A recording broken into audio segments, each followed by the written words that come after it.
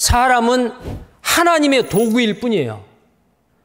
한 사람의 영혼을 살려내는 일은 하나님이 하셔요. 근데 그 하나님이 누구를 통해서요? 기도하는 사람들을 통해서요. 자, 우리가 기도하는 시간이 얼마나 기느냐 짧느냐라는 것보다 얼마나 힘쓰고 애써서 전심으로 기도하느냐, 그게 중요합니다.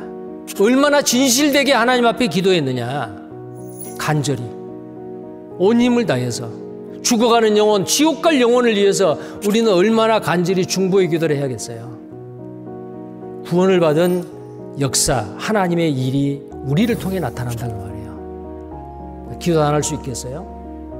우리가 기도하면 하나님이 우리를 통해서 죽어있는 영혼을 살리는 그 놀라운 일을 하시는데, 우리는 기도를 하지 않는다면 그건 죄입니다.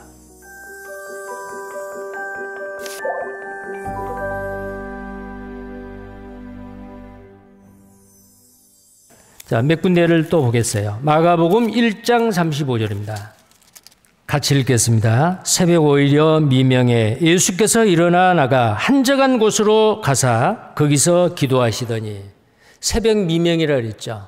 아직 동이 이제 틀라 말라 하는 그 미명에 어둑어둑할 때에 예수님이 잠에서 깨었습니다. 일어나셔서 한적한 곳에 누구에게도 방해받지 않을 기도의 장소로 가셨어요. 거기서 기도하셨습니다. 왜 새벽에 했죠? 하루가 시작되는 처음 하나님 앞에 드리는 거예요. 아버지 하나님께, 성자 하나님이 새벽 미명에, 또한 이것은 우리에게 기도의 본을 보여주시는 겁니다. 누가복음 3장 21절에 아까 말씀했죠. 백성이 다 세례를 받을 때 예수도 세례를 받으시고 기도하실 때에 하늘이 열렸다. 자, 침례를 받으실 때 기도하셨어요. 그때 하늘이 열려서 이는 내 사랑하는 아들이요 내 기뻐하는 자라. 성령이 비둘기같이 예수님에게 임하셨습니다. 누가복음 5장 16절에는 예수님께서 물러가사 한적한 곳에서 기도하시니라. 사람들이 많이 예수님이 기적을 행하고 병 고치고 말씀을 가르치고 정말 경건하게 하나님 아버지와 교제하고 대화하고 하는 그 시간에 방해를 받잖아요. 그래서 한적한 곳에서 기도하셨다. 자, 그리고 어떨 때는 철야 기도까지 하셨어요.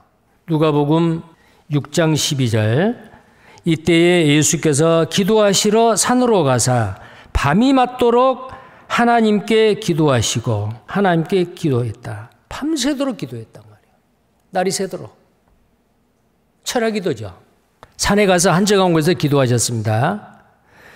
누가복음 9장 28절에도 보면은 변화산에서의 그 예수님의 재림하시는 그 모습을 미리 보여주시는 그 장면이, 요한과 야고보와 베드로를 세 사람을 데리고 가서 산으로 갔어요. 뭐하러 갔죠? 기도하러 산으로 갔다 올라가셨다라고 말하고 있습니다.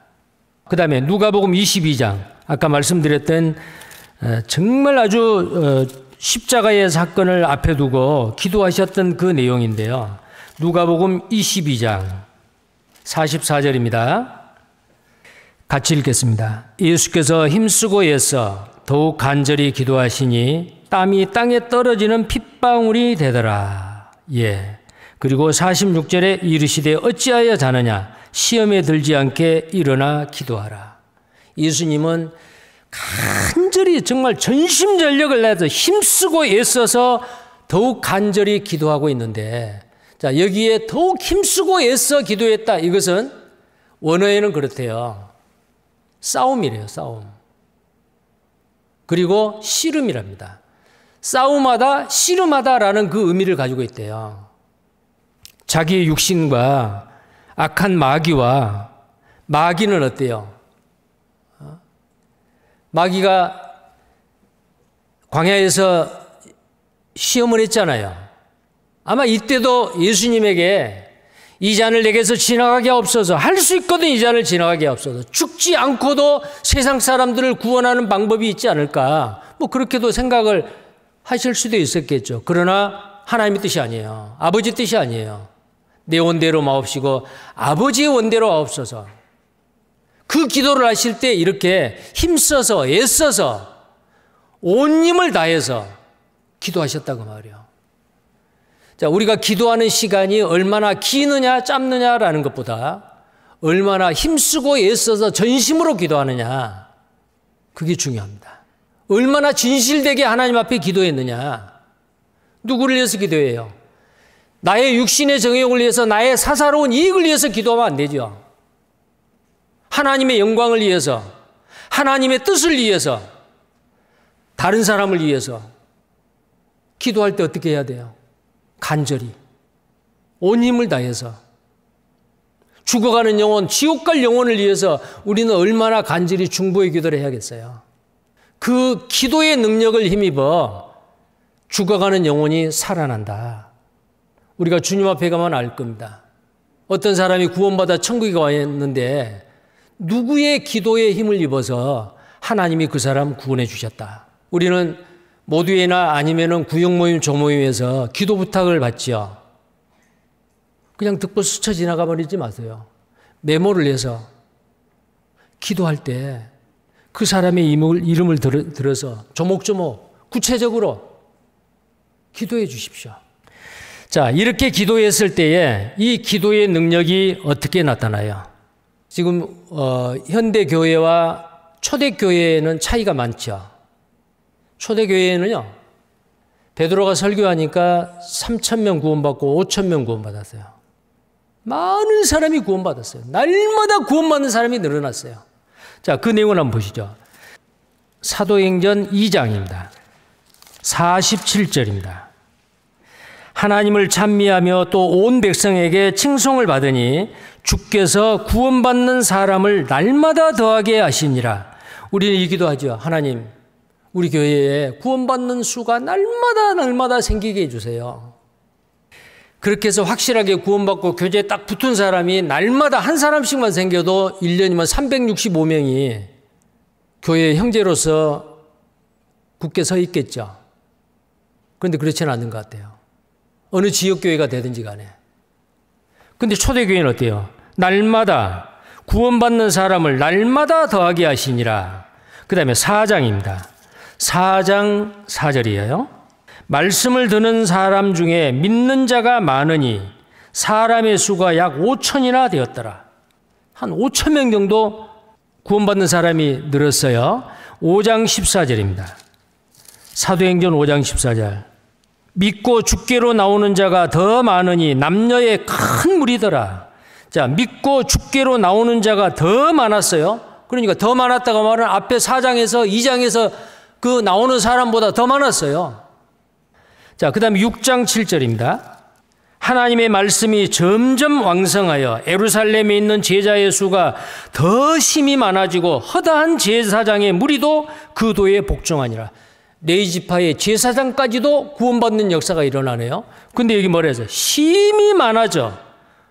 셀 수도 없어. 그냥 허다한 제자의 수가 심히 많아지고 허다한 제사장의 무리도 이 도에 복종하니라. 이것이 방금 읽었던 여기뿐만 아니에요.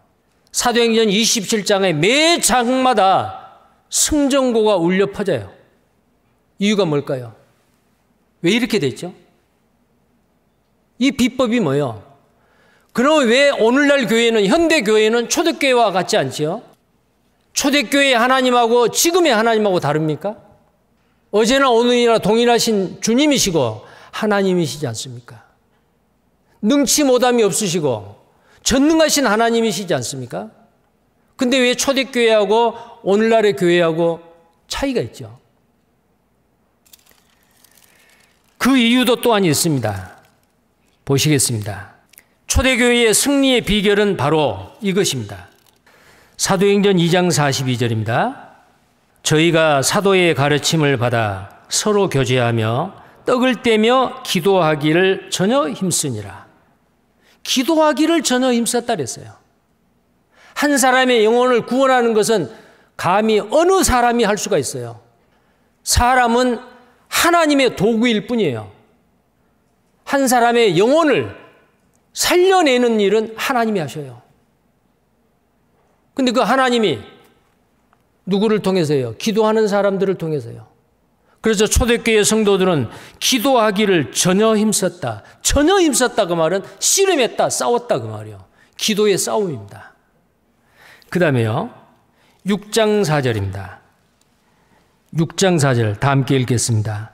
우리는 기도하는 것과 말씀 전하는 것을 전무하리라 하니. 자, 사도들은 가난한 사람들, 과부들, 고아들을 이렇게 먹을 거, 입을 거 이런 것을 공개하고 나눠주고 성도들이 내는 헌금으로 분배하고 이런 일을 했어요. 그러니까 이 사도들이 해야 될 더 중요한 일을 못하는 거예요. 뭐예요? 기도하는 일하고 말씀 전하는 일이에요. 그게 일이요, 일. 구원받은 그리스도인이 이 땅에서 해야 할 최고의 일이 아까 서두에 말씀드렸죠. 기도입니다. 기도는 하나님의 천국 창고문을 여는 열쇠예요. 그 보화를, 그 부유함을 이 땅으로 끌려서 쏟아 가져올 수 있는 열쇠가 바로 기도다 그 말이에요. 하나님의 능력의 통로가 바로 이 기도입니다. 기도하는 사람입니다. 초대교회에 사람으로 상상할 수 없는 초자연적인 그 능력이 나타나고 기적이 나타났던 게 무엇보다도 초자연 현상, 바다가 갈라지고 하늘에서 불이 떨어지고 그보다 더 큰 기적이 뭐예요? 죽어있는 영혼이 살아나는 그 놀라운 역사가 이 세상에서 가장 큰 기적이요. 하나님은 하나님이 하시는 일 중에서 천지 만물을 창조하시는 그 일보다도 더 크신 일이 뭐냐면 십자가에서 사람으로 오셔서 죽어준 일이에요. 우리의 죄를 담당하시고 피 흘려 죽으신 그 일이 창조의 일보다 더 큰 일이요. 그럼 그 일을 통해서 죽은 영혼을 살려내는데 어떻게 해야겠어요? 우리는 기도로서 하나님이 그 일을 우리를 통해서 하실 수 있도록. 자, 그러면 여기서 우리가 생각할 게 있어요. 아, 기도만 하면 다른 사람 다 구원받는가? 아니요. 기도했습니다. 그리고 전해야 됩니다. 기도하고 전하는 거예요. 자, 기도 안 하고 전했습니다. 꼼짝도 안 합니다. 많은 사람이 합심해서 기도했습니다. 하나님이 그 기도를 들으시고 하나님의 보좌가 흔들리고 그 하나님의 능력이 우리 가운데 역사하신 겁니다. 그래서 한 사람의 영혼이 구원을 받은 역사, 하나님의 일이 우리를 통해 나타난다 그 말이에요. 기도 안 할 수 있겠어요? 우리가 기도하면 하나님이 우리를 통해서 죽어있는 영혼을 살리는 그 놀라운 일을 하시는데 우리는 기도를 하지 않는다면 그건 죄입니다. 기도를 멈추고 쉬는 것도 죄입니다. 기도를 소홀히 하는 것도 죄입니다. 기도를 허겁지겁하는 것도 죄고 기도를 건성으로 하는 것도 죄고 기도를 급하게 바쁘게 하는 것도 죄요. 우리는 전심으로 힘써서 애써서 기도함으로 아직까지 구원을 받았지만 전도의 열매를 맺지 못하는 우리 형제 자매님들, 또 내가 기대하는 대로 그 전도의 열매가 많이 맺히지 않는 우리 형제 자매님들, 그리고 각 지역교회들, 왜 우리 교회는 부흥이 없을까?